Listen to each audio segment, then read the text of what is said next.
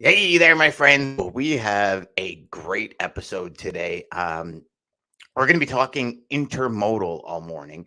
And when I first met this gentleman, Dean introduced us.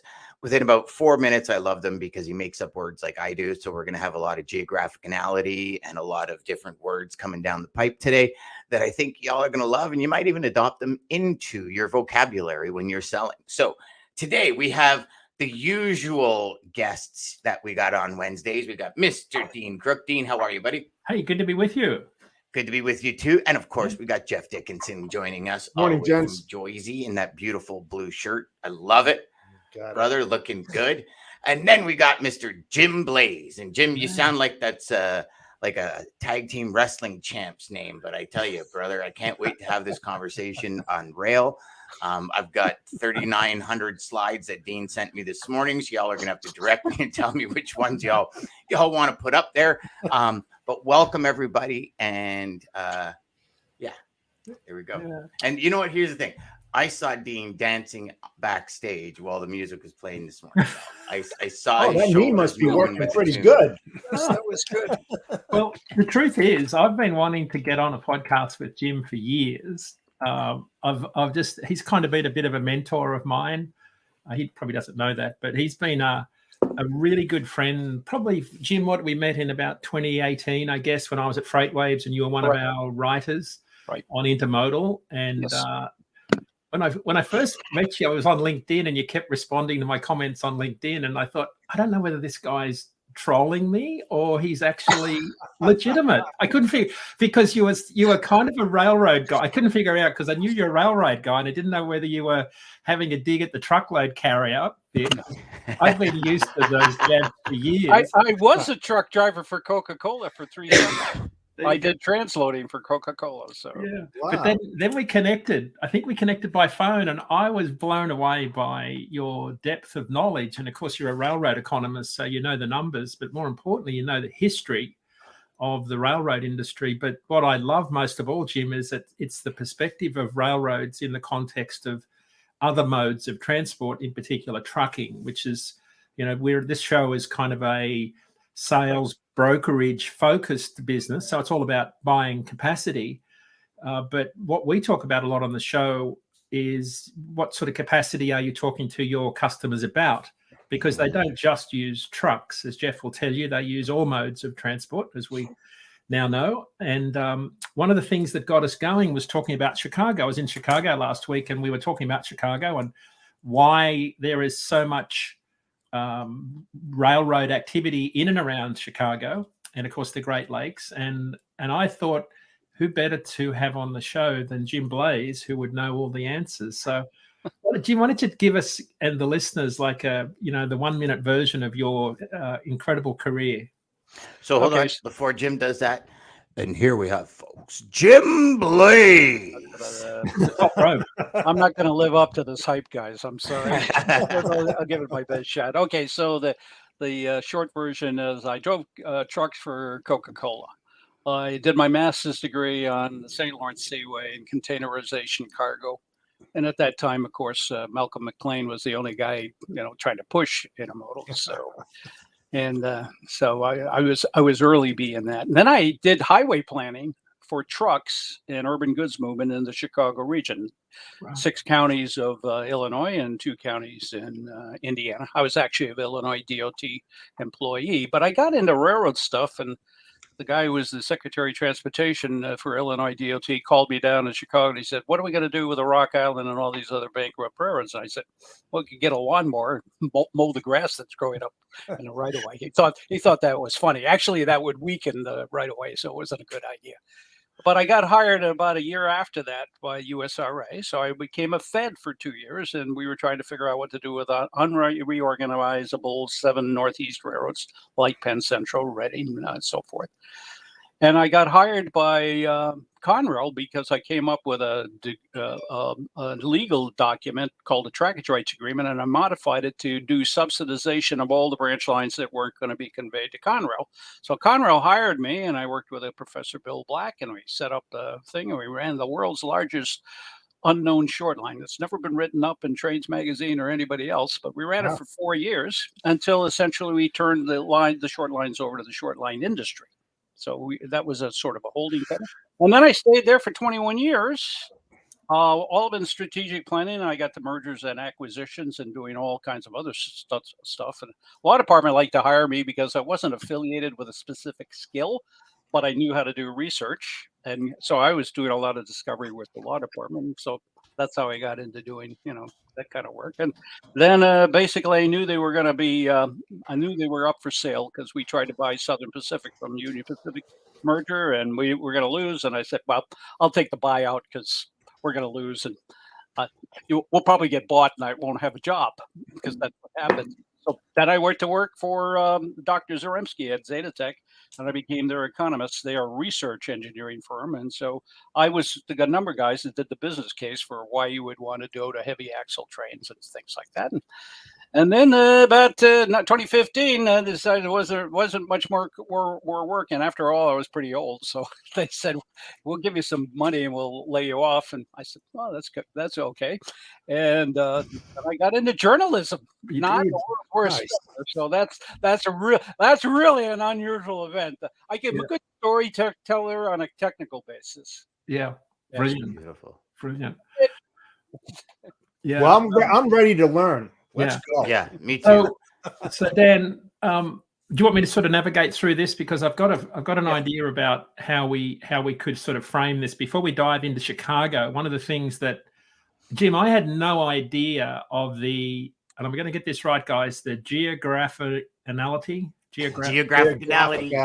of the railroad industry. We'll just say circumstances. Okay, that'll work. My American English is awful. My Australian English is pretty good. Dan just makes it up on a fly. Yeah.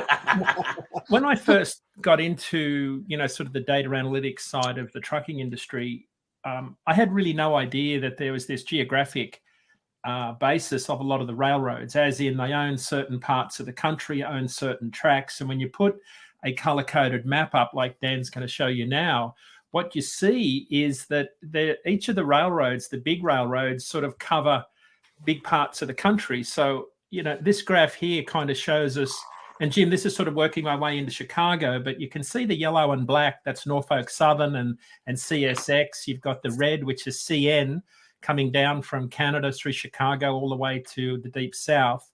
And then you've got BNSF and UP sort of dominating the west side of the country. So, and the next slide, Jim, Dan, if you could throw that up, and that's the last slide, I'll just on the color coding. But these are the 4 major railroads that kind of show how they handle different parts of the country. And this gets to why you have to move containers across Chicago on trucks because of some of the disconnects between railroads based on the geography. But Jim, can you sort of speak to how this evolved, and then we can dive into sort of a bit closer to Chicago? Yeah, leave that map up just for a second, if you would or could. And so you can see essentially if you can imagine where the Mississippi River and the Illinois River are leading over to Chicago. Those 2 rivers and Chicago itself constitute the eastern areas and then the western areas. But in the eastern areas, if you kind of imagine from St. Louis to Washington, D.C., and then up to New England through Chicago, that that is the official territory. That was where the original bulk of the critical mass railroads were built, and then a few in the southeast, but a lot less railroads in the southeast, which is one of the reasons logistically the South wasn't strong enough to win the Civil War. The North was. There were other reasons, obviously. And in the West, you see the territory is divided up between Union Pacific and B and Santa Fe. But there's lots of areas where B and Santa Fe is the only railroad or Union Pacific is the only railroad. A lot fewer of those areas where CSX and NS don't go head-to-head in competition, or Conrail, Norfolk Southern, and CSX before Conrail was bought out and combined into the two. There was a lot more competition. So, but when you look at that map, I'm going to say, look, about 10 or 15% of that map, unbeknownst to you, has trackage rights, where another carrier actually has rights to run on the other railroad line, but you don't see where those are. So those market niches like Houston, Chicago, etc., are kind of important exceptions to thinking that this is all segregated, and if you're on one railroad, you can't get to the other.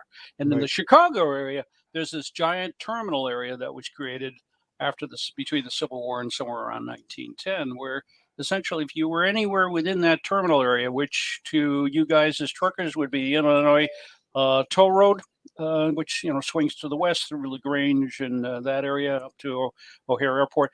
All of that area inward was part of the terminal area. So if you were located in that or over towards Gary, you could get serviced by almost any carrier on a rate basis. There weren't contract rates back then, but you get so.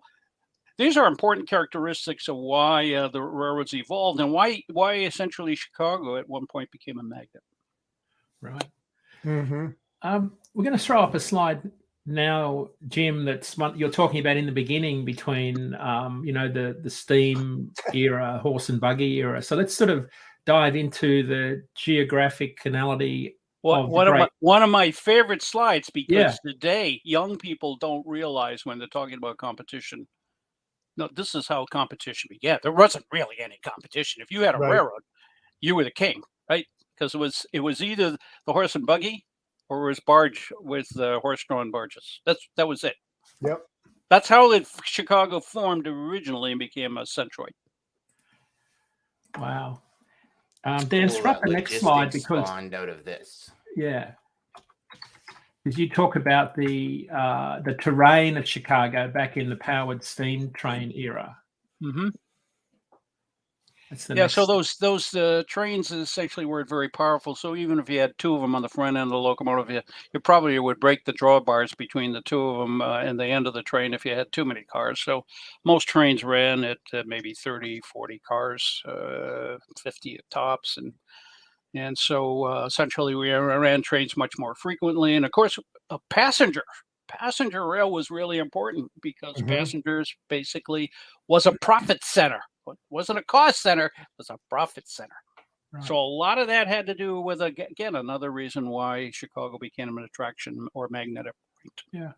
Dan, so can you it had throw nothing, up so slide Chicago 5? being the kind of hub of the Northeast or Central, that had nothing to do with distribution. It was all just it all just came to be because of that. See, I thought it was all based on distribution. In the Civil War to 1910, so we're into the period of the highest industrial growth until later on between World War I and World War II, where Ohio and Illinois and all those states became the manufacturing belt, is another term for that area. Oh, okay. No, a lot of it was you wanted to focus on Chicago because it was a point where you could get coal, grain, and iron ore, and you had steel mills located west of Pittsburgh. We're more focused there on Illinois. It was a high growth center. There was a lot of population. It was relatively flat and easy to get to. There weren't a lot of mountain range or a lot of rivers to cross if you were coming from the east. And most of the manufacturing in the U.S. at that point took place in the east, and so the traffic flow was west, feeding the growth and the population distribution eventually westward. So today we look at where's the middle of the population density in the U.S. It's somewhere in Missouri, as I recall. Whereas back then, it was probably somewhere in eastern Ohio. So all of these things were very important. Why you wanted to get to Chicago. Chicago was the place.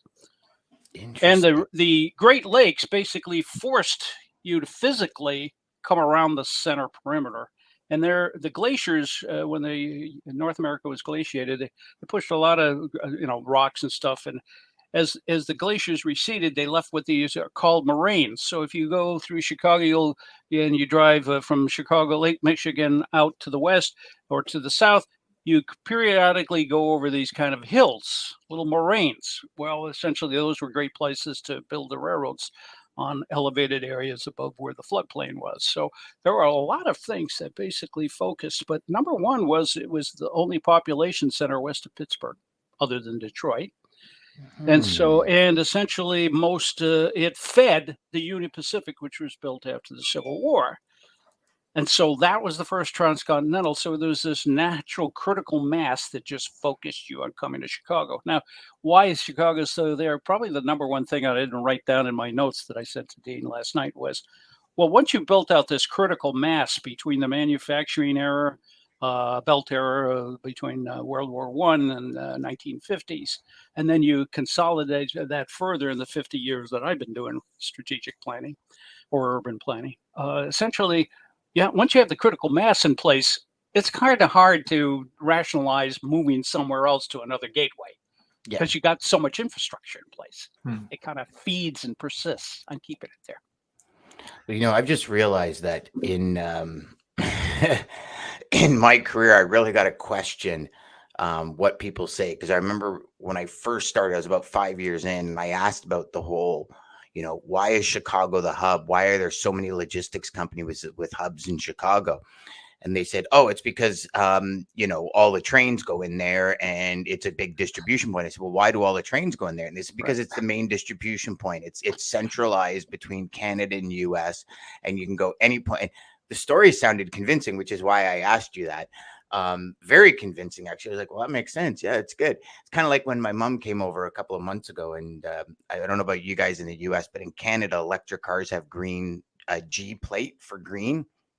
And my mom said, did you see all of the government employees that are getting Teslas? I said, what do you mean? She says, oh my God, I'm seeing them everywhere. They're just G plates everywhere for government instead of green. So I was like, Mom, that's not, but she sounded so convinced. And the person that told her convinced her this was the reason why. So for all you out there, double check some of your facts that your coworkers might tell you. I just want to, can I hammer in on one thing, though? It was not just that there was a distribution center and logistics center. These are terminologies that weren't in people's mindsets back in the in those early eras. It was a center of manufacturing with a huge population. And all these resource railroads came in and were able to interchange from one carrier to the other. It also basically had relatively flat land all the way from Cleveland or Buffalo all the way into Chicago. So there was essentially easy to build, relatively easy to build. If you go down into St. Louis, you got some hills and you got forest, and you had to clear all that area. Man, but that didn't have the advantages that Chicago had early on. And of course, so this pattern still persists today. Yeah. This is an automobile distribution center. So, and it's very interesting. I was thinking that not so much I-70, but Interstate 40, which I've driven a lot of times if I was going to California, from California from Philadelphia. I said, well, nobody built an Interstate 40 better route through Memphis to reach the Northeast as a railroad. We did it as an interstate, but we didn't have a railroad line that was quite as good as Interstate 40. And that's another reason why essentially there wasn't government financing or backing to essentially displace Chicago from being its magnet. Interesting. And Jim, when I was in Chicago last week, I was struck by the amount of infrastructure spending on the Chicago O'Hare Airport.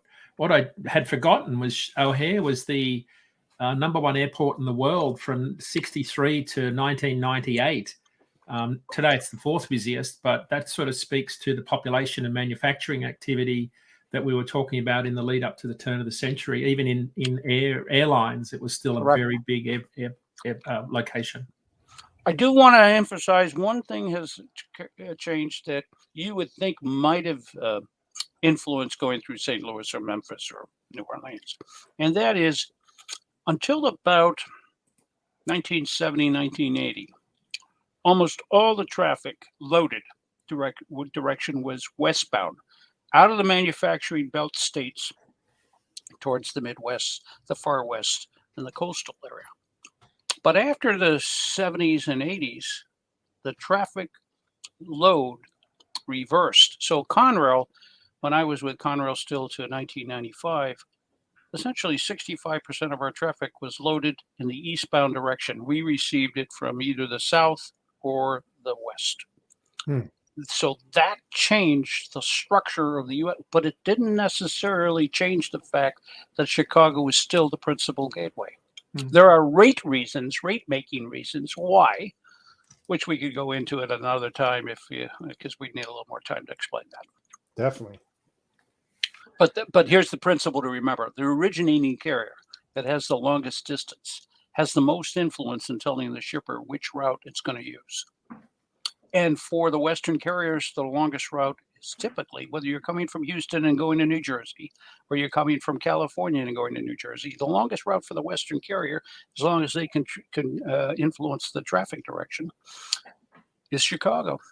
They get less of a rate division if they give the traffic up at St. Louis. They don't want to get less of a rate division.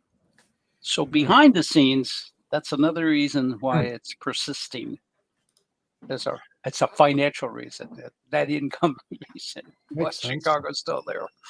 Yeah. So yeah, even on the slide up there now, Jim, even you sent that in about the planning, even on the truckload side, you can see I-90 and I-80 pretty much across the country. You've got your north-south routes, but speak to the sort of the evolving freight demand and why Chicago. Well, to me, because you have this drayage where a lot of the traffic is not interchanged by steel wheel to steel wheel in Chicago anymore. A lot of the intermodal traffic gets off and is drayed across town, right? So traffic gets off at the Joliet area, and it has to take Interstate 80 or Interstate 55 to get into where the Norfolk Southern's terminals are, or CSX's terminals are at Bedford Park. So when I drive there, I'm reminded of the forecast that my young staff and I were made. We kept saying the intermodal nodal interchange point is going to be further and further to the southwest. And we made that prediction in 1972, and it came true. Lucky guess. or my staff was much smarter, and I just went along with them. So, but anyways, so the most important and critical drayage routes to me is this Interstate 80 route from Joliet out towards the LaPorte or the Gary interchange with the Indiana Toll Road, and it's the last one that the Illinois DOT, which I used to work for many decades ago, is upgrading. I mean, you're still down to roughly 2 lanes or 3 at the most in some areas as you approach Joliet from the eastern side, right? Why did we miss this? Why did we miss this? I don't know, but we did.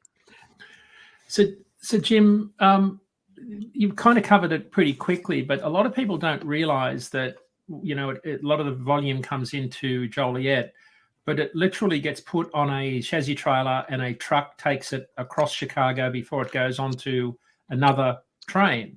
Can you sort of speak to the logistics of that? And are there any changes to maybe build a railroad to connect the two? There is railroad track to connect the two, and in the old days, we could actually go through Kankakee to reach Conrail with Santa Fe. Santa Fe was willing to do it because at that time, Santa Fe, before it merged with BN Santa Fe, so we're going back to the 80s and early 90s. Right. Saw that they didn't have enough capacity to come up the old Santa Fe line. Now, after they merged with BN Santa Fe, then BN Santa Fe had more routes into Chicago, was less interested in using the Kankakee Gateway because it made less money. And it doesn't, BN Santa Fe isn't really a wholesale. All the intermodal railroad carriers, I'm going to say roughly 85% of their intermodal business is what I call wholesale. They provide the train from one hub to the next. They don't get involved in owning the containers. They don't get involved in basically, well, to some extent, most of the containers provided by third parties. There is some owned by the Class 1s. But overwhelming, the containers are not owned by the Class 1s, and the Class 1s don't sell as if they're the retail organizer of the intermodal move. Other parties does. So J.B. Hunt, for example, organizes far more or true origin to true destination traffic that uses BN Santa Fe and CSX and NS on its east-west flow than does all three of those railroads together. I mean, they're basically operating a conveyor belt. Right. With different speeds for different kinds of trains on the conveyor belt, which is kind of difficult to imagine, but you get the point. So this particular map here is kind of a misrepresentation. So, for example, I want to draw your eyes to Chicago to Denver and then Salt Lake. See that fan between Denver and Salt Lake? Yeah. Being Santa Fe doesn't serve Salt Lake. Well, it does with what's called a trackage rights agreement because of the UPSB merger, but it's only one train a day, and you can't get double stack containers, so you can only have trailers on flat cars, and that's not as profitable to the railroads or as low cost rates as double stack is. So Salt Lake City and Denver are, in my opinion, as a geographer, as an economist, minor markets. There's also some other things, but the principal reason for giving you this map to think about last night, Dean, was you're only BN Santa Fe has probably, I'm going to say, 25 strategic routes. We're looking at like 1, 2, 3, 4, 5 corridors. Right. 5. Now, they don't operate intermodal as a wholesale big volume business. On many routes, they operated only on core routes, so very few. And the biggest single one is that LA, Southern California to Kansas City to Chicago. I'm going to say I always assume that 2/3 of BN Santa Fe's intermodal business runs on that one corridor. Interesting. The rest of the stuff is important, and there's a lot of routes that you're just never going to see double stack trains because it's too expensive to put the clearances in for the height. Like in Denver, for example, Los Angeles to Denver would be a good example because of the tunnel, right? No, I don't think anybody really operates Los Angeles because Union Pacific has to come out of LA, go up to Salt Lake, over through Wyoming, and then come down to Denver. What's the likelihood that they're going to run an all intermodal train on that route? Zero. Zero. They'll put the intermodal on a mixed train, particularly south of Cheyenne into Denver. So you're not getting premium, what I would call premium service. They could still be in the market, but they're a minor player. Right. Hey, Jim, I got a quick question for you regarding disruptions and delays of dispatching these trains. There is a certain percentage that the intermodal train has to reach before it moves, correct? And what is that? Well, that depends on the railroad, so there's not one universal answer to. But essentially, the number one thing is how many TTX double stack flat cars do I have? Because most of the flat cars for the intermodal double stacking, or what they're called platform cars, not flat cars. The TOFCs and COFCs.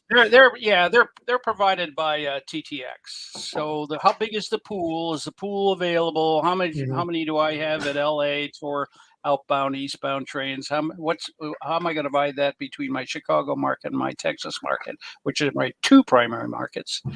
And so that's much more critical, I think, than the total train size. Now, but the total train size is governed by the grades and whether or not I have enough locomotives to head-end locomotives pulling the front 2/3 of the train.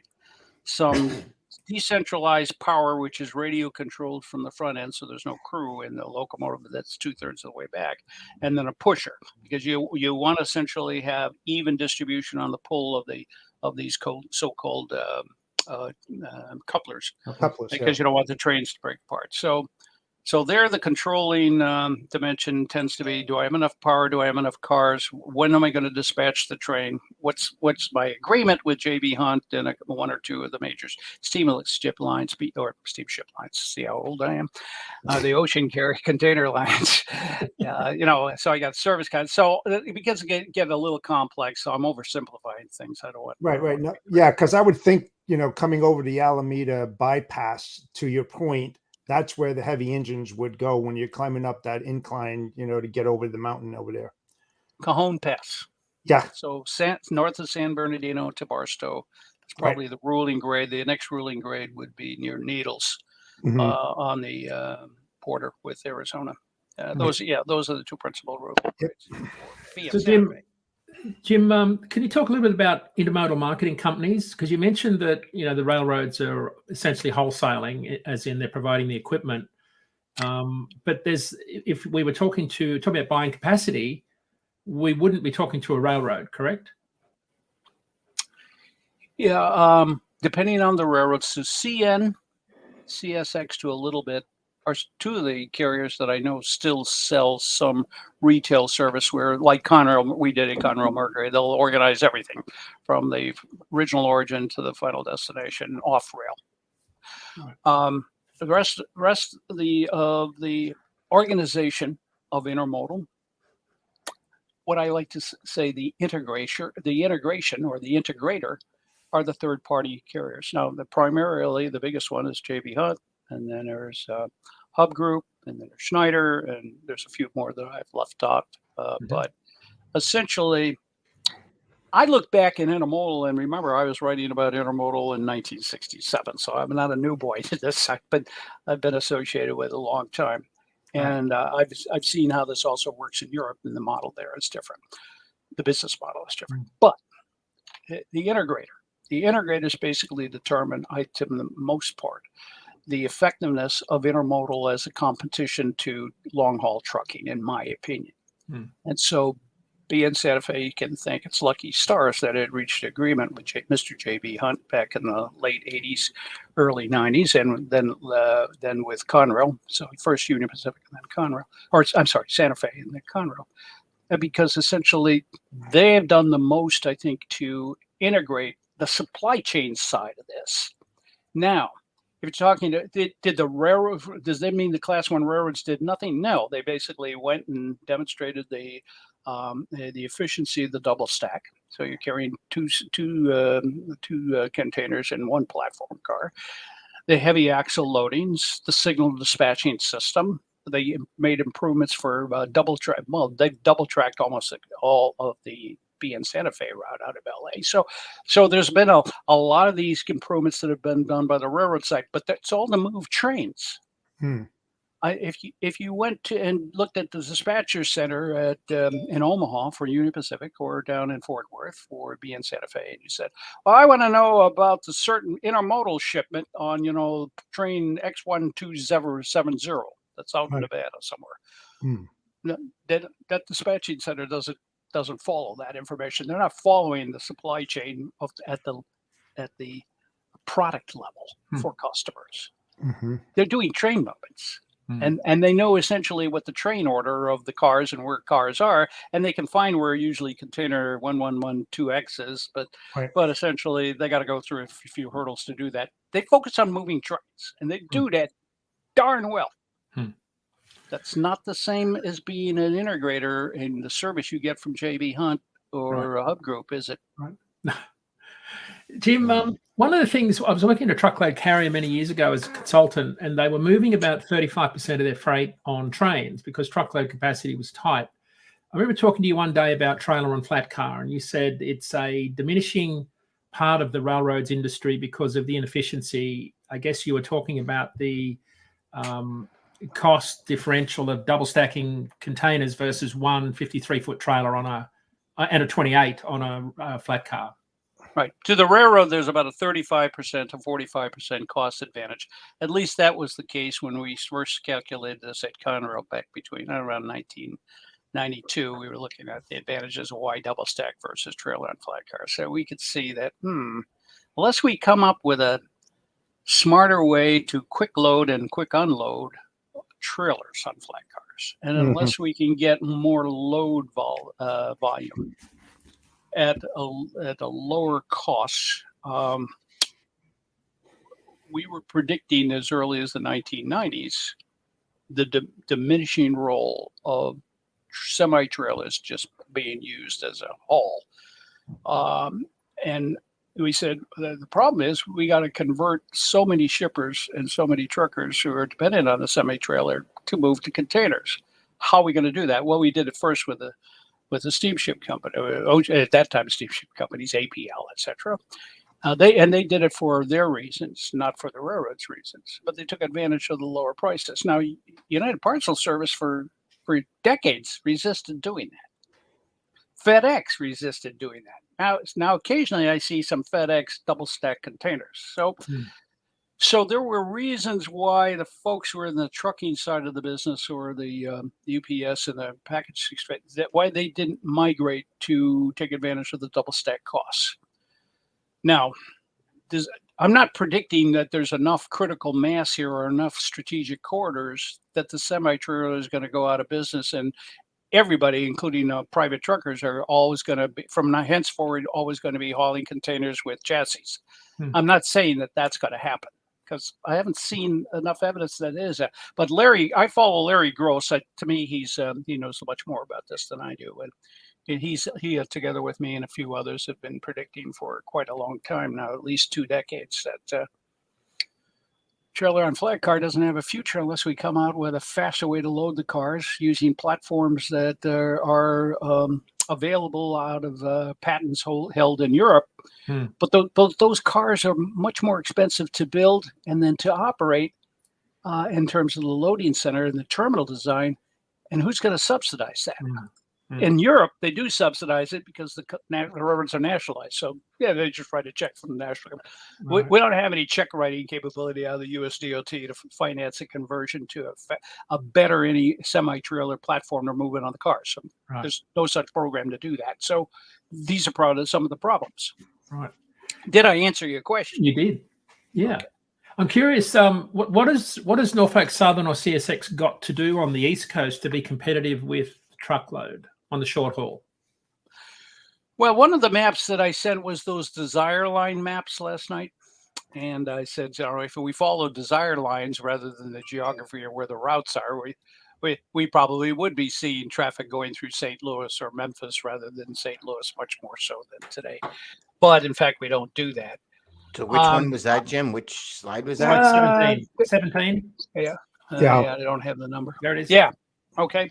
So, but look, I want you to draw your attention to the circles. So this is put out by a couple other institutions, and I don't know that I have them footnoted there, but I can't take credit for having developed that map.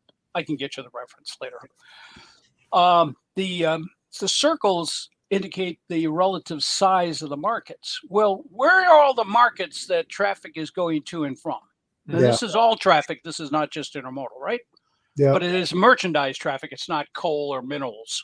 It's not iron ore and coal. All right? Definitely makes sense. Well, where's all the traffic? Well, it's east of the Mississippi. Well, isn't that in the CSXNS region? Yes. Yeah. Well, what's the distance between Nashville and Cincinnati? Too short to run on an intermodal train because the railroad can't figure out how to make a profit.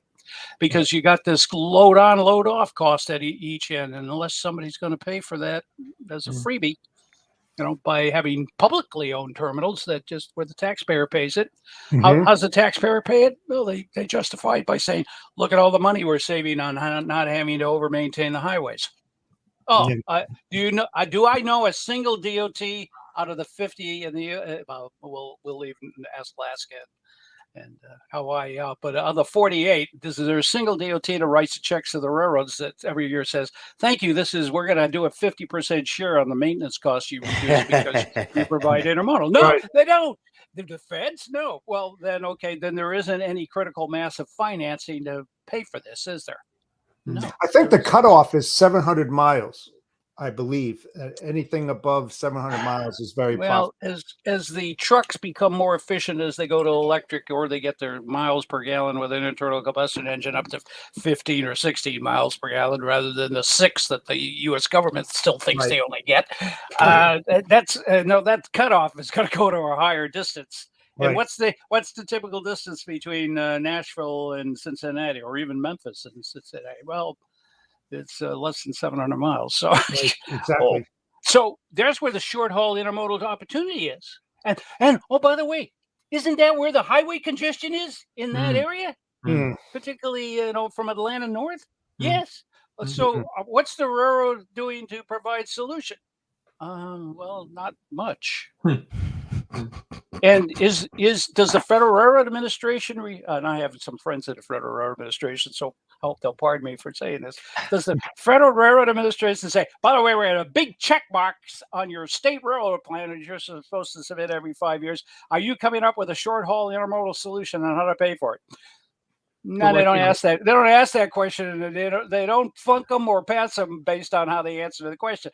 Well, then we're not getting a solution until we rethink how we're going to think about intermodal planning in order to finance this congestion point east of the Mississippi. Because that's where the opportunity is. Fascinating. Sorry. Did I oversell my case or what? I don't know, but you definitely have a passion for the industry. That's what I do. Yeah. I do have a passion. Yes, even in my 80th year, I still got passion. You are a genius. Oh, absolutely. I love it. So Dan, we need to get Jim back on. I'm sure there's other topics we could talk about. We'd love to get you back on, but we've got to wrap up. But Jim, I just absolutely love the discussion, learning about Chicago. I learned some things today about Chicago I did not know from the historical development of why. I learned a lot about the rail lines. I did. Yeah. I never even realized CN went that far south. Right. Like CN, CP use them all the time in Canada. And I always thought we had to switch when we got to the border to a US, which is why the US, Canada, US railroad traffic is so difficult. Yeah. Mergers and acquisitions after 1995. That's the reason. And now you look at the acquisition and merger between Kansas City Southern and the Canadian Pacific. You know, to get that deep into the south. Because CN and CP are the two Canadian carriers, and now CN's got a way to get south. Now CP needs a way to get south. Exactly, and that's one of the reasons too. However, Canadian Pacific Kansas City Southern has some problems in that it requires trackage rights to get from somewhere between Beaumont, Houston, and Laredo, and there are issues as to whether or not they can use those trackage rights to move added traffic. So there's some complexity here that's got to be worked out. This is not going to be a snap. No. It takes time, right? It definitely takes time. Or a new deal. Yeah. Well, Jim, we're definitely going to have you back because I think we still got about 16 slides to go over before we finish the conversation. Yeah. Thank you, Jim. All right. And hello or goodbye to all the listeners.